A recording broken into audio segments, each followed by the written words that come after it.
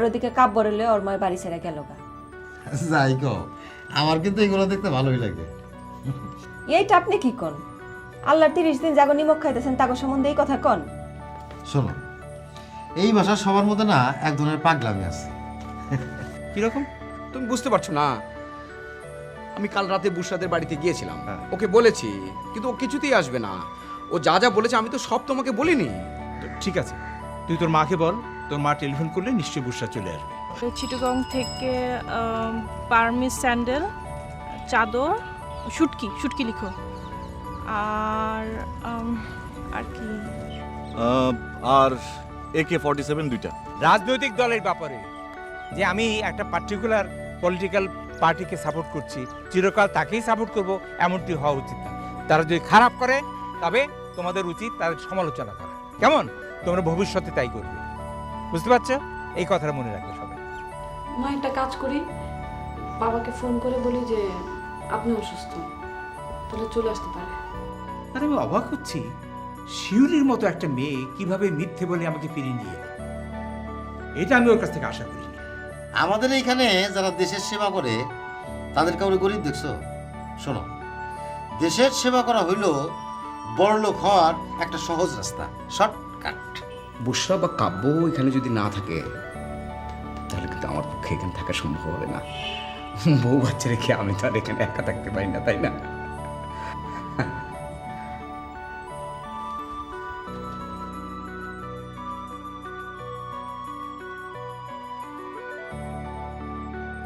আসসালামু আলাইকুম। ওয়ালাইকুম আসসালাম।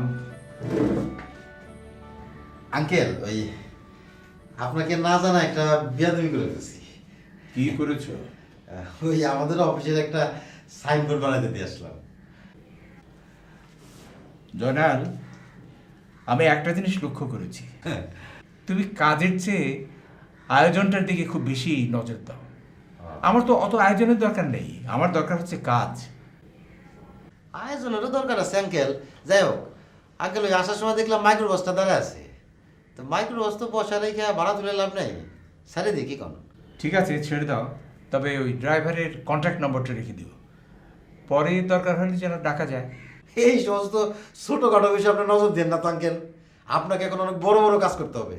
ড্রাইভারের নাম্বার তো আমার এই পকেটে। তো যাও, বলে এসো। আঙ্কেল, একটা পিসি রাখা যায় না? পিচ্ছি? পিচ্ছি দিয়ে কি হবে? না, এইখানে তো ধরেন যে সমাজের নানা স্তরের লোকজন আসবে, তাদের চা নাস্তা আদর আপ্যায়নের জন্য একটা পিসি লাগে না? জয়নাল, আমাদের এই কালচার থেকে বেরিয়ে আসতে হবে, আমাদের আন্দোলন হবে সব দিক থেকে আদর্শ। যাও, মাইক্রোবাসটাকে ছেড়ে দিয়ে এসো। ড্রাইভার তো দেখলাম সিটে বসে ঘুমাচ্ছে। আঙ্কেল, আমাদের কার্যক্রম কি কিছুদিন বন্ধ থাকবে? না না, বন্ধ থাকবে কেন?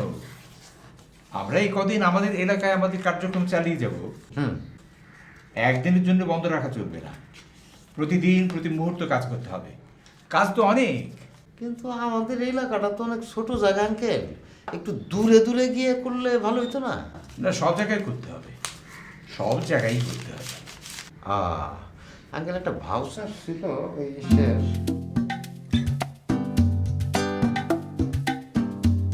আল্লাহ যা করে ভালো জন্যই করে, বুঝছো? কেন কি হয়েছে?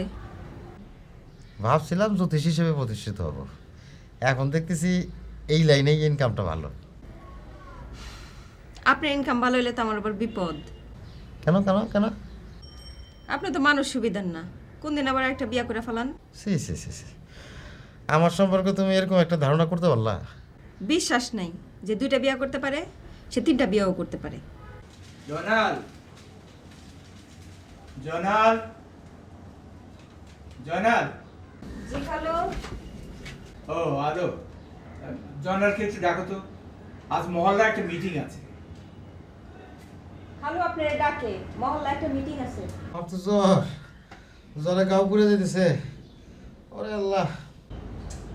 খালো জ্বর তো খুব, ভুল বকতেছে। ও আচ্ছা, ঠিক আছে।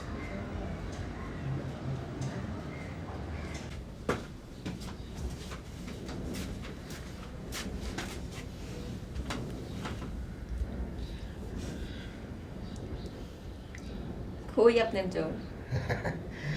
দিলাম আর কি। জি বলুন। এদিকে আয়, এদিকে আসো, তোমার লগে কথা আছে। এইখানে বলুন যা আরে এদিকে আসো, তোমার লগে কথা আছে। আর যা বলবার এখানে বলুন না। আরে বেটা এদিকে আয়। আরে ভদ্রভাবে কথা বলুন। আঙ্কেল এদিকে আসুন, আপনার সাথে কথা কই একটু, আসেন। তুই নাকি কইছস গার্মেন্টস থেকে জুট নামানোর সবাই টাকা খাওয়া বৈধ? কাজটা তো অবৈধই। তুই বৈধের অবৈধের কি বুঝোস? ওই তুই বৈধ অবৈধের কি বুঝোস? কাজটা অবৈধ না। হ্যাঁ? তুই চাওয়াবাজি করস কি লেগা? আর কোনোদিন যদি চাওয়াবাজি করতে দেখি বাউ ভাঙ্গা হাতে ধরাই দেবো। খেয়াল আছে? তোর বাড়িতে ভাঙ্গা দিছি, দৌড়ের উপরে থাক। চাওয়াবাজি করবি মারা ফেলমু, দৌড়ের উপরে থাক। যা ফট ফট টান ফট।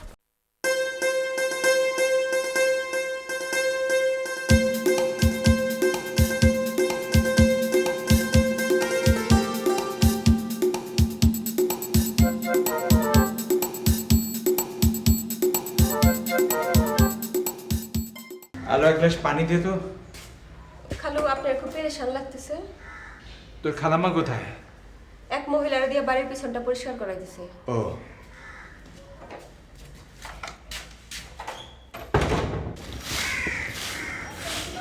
রোকেয়া, রোকেয়া, তোমার জন্য না একটা ভালো খবর আছে। আমি আর আন্দোলন করছি না, মানে আন্দোলন করছি, তবে আপাতত গণসংযোগটা বন্ধ রাখছি। হঠাৎ? মানে তুমি তো জানোই আমি একজন প্র্যাকটিক্যাল মানুষ। প্র্যাকটিক্যাল কারণেই এই পদ্ধতিতে আর এগোচ্ছি না। আবার কোন নতুন পাগলামি মাথায় চাড়া দিয়ে উঠলো তোমার?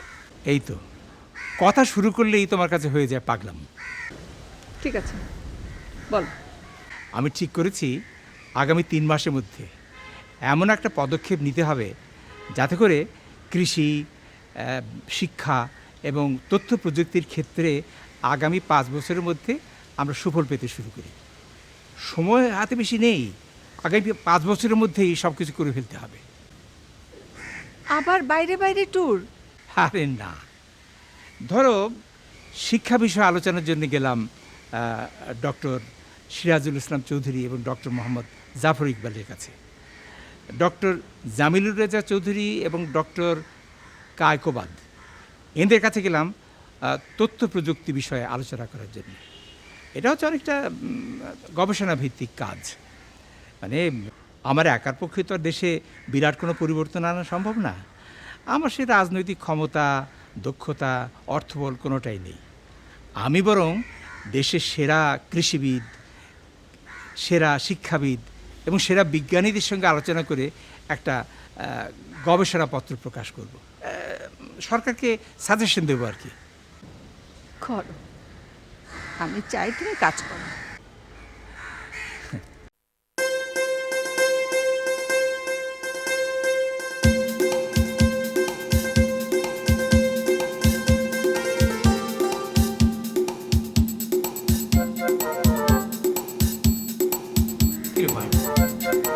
তোর এত দেরি হলো কেন? তুই জানতি না যে আজকে একটা জরুরি মিটিং আছে? 7 দিন ধরে শ্বশুরবাড়িতে গিয়ে বসে আছিস, ব্যাপারটা কি তোর? হাম হয়েছে। কার হাম হয়েছে? পলার ও, তো এখন কেমন আছে? একটু ভালো। কিভাবে আসি ফেলে? ও বাবা, হ্যাঁ, তোমরা এসব বাতিক বন্ধ করো। আমরা শান্তিপ্রিয় মধ্যবিত্ত পরিবারের মানুষ, কি দরকার ঝামেলা জড়ানোর? কি দরকার? বিবেকের দর্শন। আমার মনে হচ্ছে আমাদের এখন চুপ করে বসে থাকা চলবে না। আমাদের নিজেদের কথা নিজেদের বলতে হবে। কোনো নেতা এসে আমাদের কথা বলবে না, না প্রথম দল, না দ্বিতীয় দল, না তৃতীয় দল, ডান বাম, কেউ না। তোমার কথা কি কেউ শুনছে? কেউ কি শুনছে তোমার কথা? আমি তো শোনার জন্য বলছি না, আমি চাচ্ছি এই সাইলেন্সটা ব্রেক করতে। তুমি তো কোনো রাজনৈতিক নেতা নও। রেডিও, টেলিভিশন কিংবা খবরের কাগজে তো তোমার স্টেটমেন্টগুলো যাচ্ছে না। যাচ্ছে রে বাবা, আমি একটা কথা বলি, একটু বোঝার চেষ্টা করো। ফিজিক্সে শব্দের একটা ডেফিনেশন আছে। শব্দ যদি হয় আর সেটা যদি কেউ শুনতে না পায় তাহলে সেটা শব্দ না। শব্দ নয়। তোমার এই আওয়াজটাও আওয়াজ না, কারণ কেউ তো শুনতেছে না। কেউ না শুনুক, আমি আমার কাজ করে যাব। আচ্ছা আচ্ছা, করো, যদি এতে কারো কোনো উপকার হয়। আচ্ছা, তুমি এই যে মাদক বিক্রির বিরুদ্ধে বললে, তাতে কারো কোনো উপকার হয়েছে? এটা কি বন্ধ হয়েছে? উল্টা আমাদের বাসায় হামলা হলো, কোনো বিচার হয়েছে? হয়েছে না, হয়নি তো। হয় নাই। আমাদেরকে তো আমাদের সেফটির কথাটা বিবেচনা করতে হবে। রাইট। আজ বাড়িতে ঢিল মারলো, কাল হয়তো কিছু লোক এসে ঢুকে যাবে। কাব্য আছে, বুসার একটা ক্ষতি হতে পারে, কিরে ফরাদ, শিউলির একটা ক্ষতি হতে পারে, ফারিয়া কিংবা পলারও তো একটা ক্ষতি হয়ে যেতে পারে, তাই না? না না না না, ভয় পেলে তো চলবে না। ভয় পেলে চলবে না। ভাইয়া ভাইয়া আমার মনে হয় যে বাবা যেটা যৌক্তিক মনে করে, মানে যেটা যৌক্তিক মনে করে সেটা করুক না, অসুবিধা কি? করুক না, করবে। আজকে ঢিল মেরেছে, কালকে বাড়িতে আগুন ধরিয়ে দিই, আমরা সবাই পুরে মরি, ভালোই তো হবে, তাই না? না ভাইয়া, তা না। বাবা যদি শুধু একটা বিষয় খেয়াল রাখে যে এলাকার কোনো বিষয়ে যদি উনি ইনভলভ না হয়, তাহলে এলাকার লোকজন আমাদের বাড়ি করে এটা করবে না। তোদের কথা শুনে মনে হচ্ছে আমার বাড়িতে আমি একটা আপদ হয়ে আছে। থাক, তোদের মিটিং নিয়ে তোরা থাক, আমি যাই। এই, তুই আবার তাল দিতে গেলি কেন? হাসছিস কেন তুই? হাসলাম। তুই ছোটবেলা থেকে আমি লক্ষ্য করেছি যে তুই অকারণে বিভিন্ন বিষয়ের মধ্যে শুধু হাসিস। হ্যাঁ, ব্যাপারটা কি তোর? ভাইয়া। এই চুপ কর তুই। আমি হাসি থামাতে পারি না ভাইয়া। পলার হাম হচ্ছে, আমি একটা ফোন। আর রাখ তোর পলার, ঠিক আছে, পলার হাম হয়েছে, কাব্য নাই, বুসরা নাই, তুই তো আমার অবস্থাটা বুঝতে পারছিস না। তোর বাড়িতে তো বউ আছে, শিউলি তো এখানে আছে, তোর মুখে হাসি আছে, কিন্তু আমার ব্যাপারটা চিন্তা কর, আমি তো কিছুই করতে পারছি না। আমি কাল রাতে গিয়েছিলাম, বুসটাকে বুঝাতে গিয়েছিলাম, কই এলো না তো, এখন কি করবো আমি? আবার হাসছে, ব্যাপারটা কি? থাক না। না কি থাকবে কি, তুই চুপ কর। কি থাকবে কি? না না, এটা ঠিক না তো। আমরা তো সবাই প্ল্যান করে এখানে বসেছি যে আজকে বাবাকে আমরা কিছুটা বোঝাবো যাতে এইরকম ঘটনা না ঘটে, কিন্তু এটা কি করলি তুই? ভাই আমি ওই যে তুমি বলছিলে এখানে আসার আগে যে হ্যাঁ, সিরিয়াস একটা বিষয়, আমি ভুলে গেছি। না না, এখানে ভুলার কিছু নাই তো, it's a very urgent thing, তুই তো ভুলেই যাবি। But Shiuli is there, and what about me?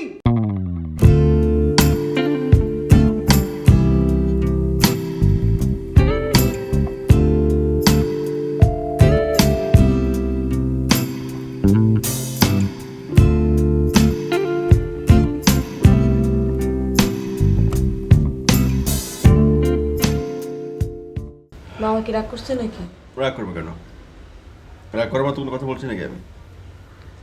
আমি বলছি যা কিছু করো এলাকার বাইরে কি করো, এলাকায় কিছু করবা না।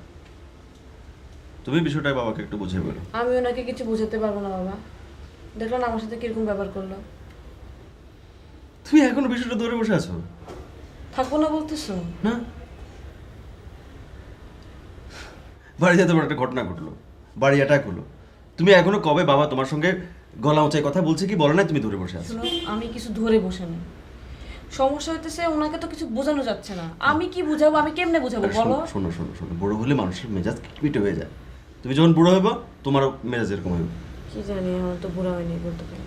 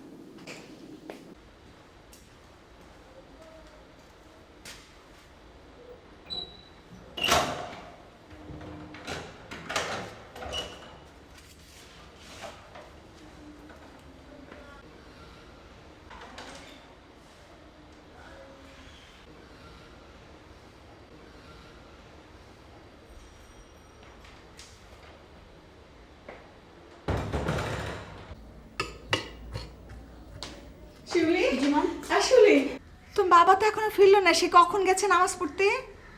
ওই রেজ ইউর ভয়েসের মিটিং টিটিং আছে নিশ্চয়ই। তাই বলে ফিরবে না, বেলা বাজে 8টা। সেই তো। আমার জন্য কেমন ভয় করছে রে মা। কি বলেন মা, ভয় করবে কেন? বাবা কি কোনোদিন আগে বের হন নাই? না, কালকে রাত্রে আমি খুব ভালো করে লক্ষ্য করলাম, কেমন যেন ওর আচরণে একটা সন্দেহজনক ব্যাপার ছিল। আমার মনে হচ্ছিল ও কিছু একটা যেন ঘটাতে যাচ্ছে। আপনি মা খামাখা টেনশন করতেছেন। খামাখা না রে মা, আমার খুব চিন্তা হচ্ছে, তুমি বুঝতে পারছো না। রতন, এই রতন, কাজের সঙ্গে একটা গল্প পাওয়া যায়।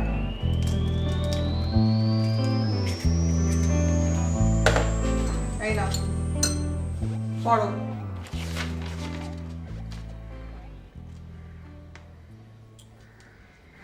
এখন কোথায় গেছে, কি করছে? এমন রাগ উঠতেছে না আমার। মা রাগটা তো আপনি পরেও করতে পারবেন, এখন তো খোঁজ নিতে হবে কই গেল। কি করে খোঁজ নিবা? বাসা মাত্র আমরা দুইটা প্রাণী, ছেলেরা তো যার যার কাছে চলে গেছে, পালাও নাই। তো এখন কি করব?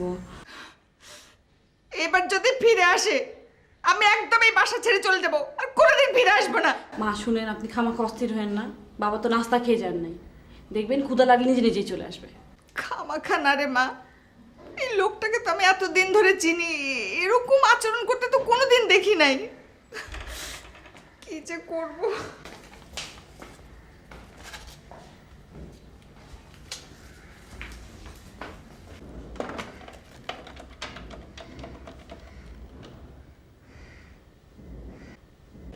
হ্যালো, ফরেস্ট স্যার আছেন?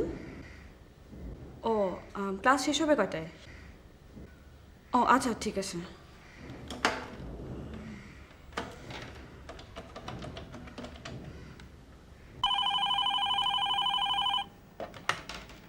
হ্যালো। হ্যালো ভাইয়া, আমি শিউলি। হ্যাঁ শিউলি বলো। ভাইয়া বাবা তো বাসা থেকে বের হয়ে গেছেন। কোথায় গেছে? আরে ভাই রাগ করে বের হয়ে গেছে, কিছু তো বলে যায় নাই, শুধু একটা চিরকুট লিখে দিয়ে গেছে। বলো কি, কখন গেছে? মনে হয় অনেক ভোরে, আমি তো ফজরের আজানের পর থেকে জাগা, আমি তো বাবাকে দেখি নাই তখন থেকেই। আচ্ছা শিউলি, এই ব্যাপারগুলো যদি বুশরা শোনে তখন কি হবে একবার ভেবে দেখো তো। ভাই শুনেন, আপনি ভাবিকে কিছু বললেন না, কারণ আমরাও তো জানাচ্ছি না ভাবিকে। রাগ পড়ে গেলে বাবা তো চলেই আসবে, তাই না? বাবা আজকাল যা শুরু করেছে এগুলোকে ঠিক সুস্থতা বলা যায় না। ভাইয়া এখন কি করব বুঝতেছি না তো। কি আর করবে বলো আমাকে, আমাকে কি করতে হবে বলো। আচ্ছা ভাই, আপনাকে কিছু করতে হবে না, আমরা দেখতেছি, কোনো সমস্যা হলে আপনাকে ফোনে জানাবো, ঠিক আছে? আচ্ছা ঠিক আছে।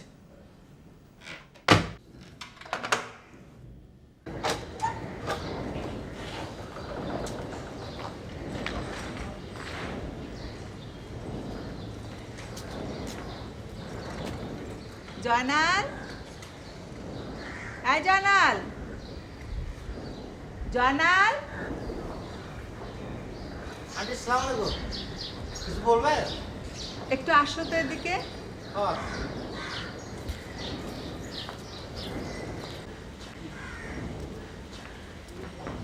আন্টি একটু আসো তো।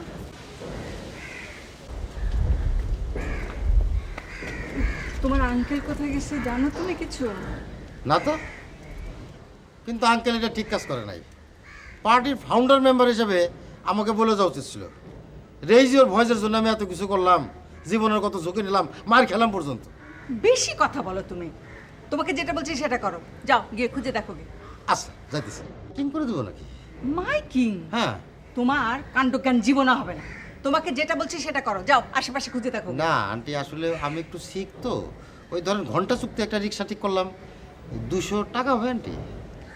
ঠিক আছে ঠিক আছে, দিচ্ছি, যাও। এই 200 টাকার মধ্যে ইনশাল্লাহ আমি আঙ্কেলকে খুঁজে বের করবো। এটা তো আমার জীবনের জন্য একটা চ্যালেঞ্জ। সালাম।